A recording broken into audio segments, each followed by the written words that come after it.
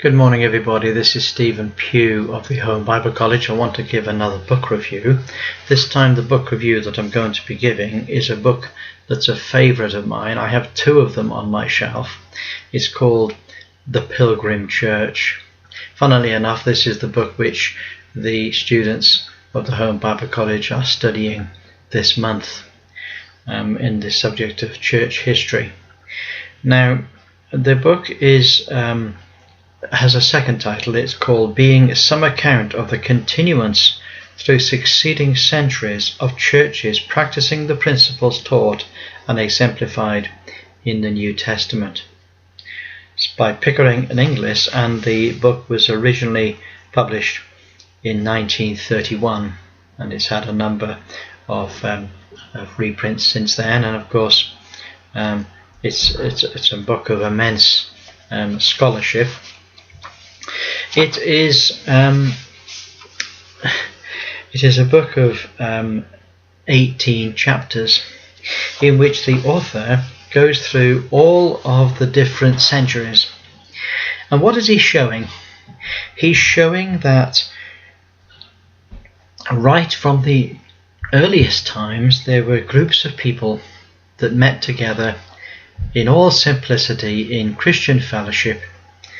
They were called often by their enemies by different names. Sometimes they were called the Paulicans or the Bogmills.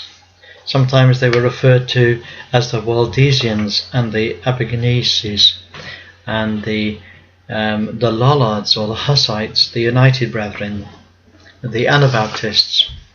And what this dear brother does, he goes through the whole of church history, which is absolutely fascinating. It's a very readable book, very much in depth and very scholarly written.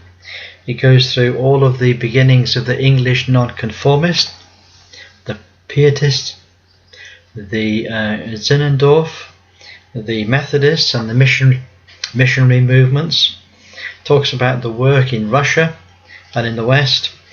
It talks about Groves and Muller and Chapman. Groves, Muller and Chapman. These are the three great leaders of the Christian Brethren movement.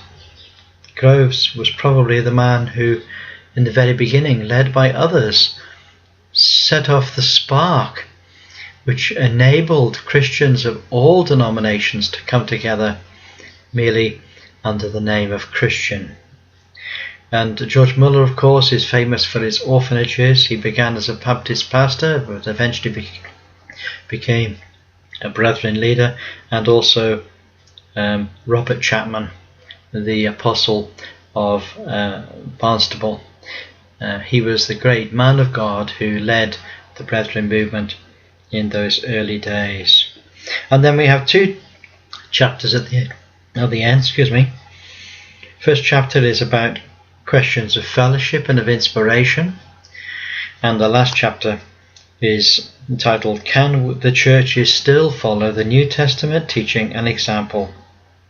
And there's a great long discussion about that. We could ask the question, well, who is this man E.H. Broadbent? Well, let me just read something for you. E.H. Broadbent is a man called Edmund Hamer Broadbent. He was born in 1861 and lived till 1945, and he was a Christian missionary and author. It was wrote of him that he was a tidy-looking English gentleman with a bookish side, who discovered ways of slipping into and out of countries that others just assumed were closed doors. He was not a big man, and his pleasant, easygoing manner would not have conjured in your mind the picture of this fearless missionary. He was born in Lancashire in England and operated under the auspices of the Plymouth Brethren movement. His missionary work began in 1900 into the 1920s, which took him to Austria, Belgium, Egypt, Germany, Poland, Russia and Turkey, the Baltic states, North and South America, Uzbekistan. He spoke fluently in French and German and English, of course, and he spoke some Russian.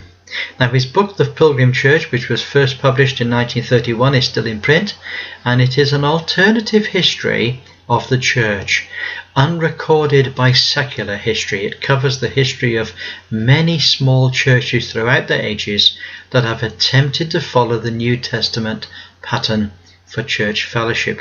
The success of those who followed the pattern laid down by the apostles, and the consequences of the churches that fell away from that pattern. He looks broadly at many groups, such as the Paulicians, the Pilgrims, the Nestorians, the Waldensians, the Anabaptists, the Hutterites, the Methodists, the Mennonites, and the Mennonite Brethren. He classifies many primitive churches to being Anabaptist.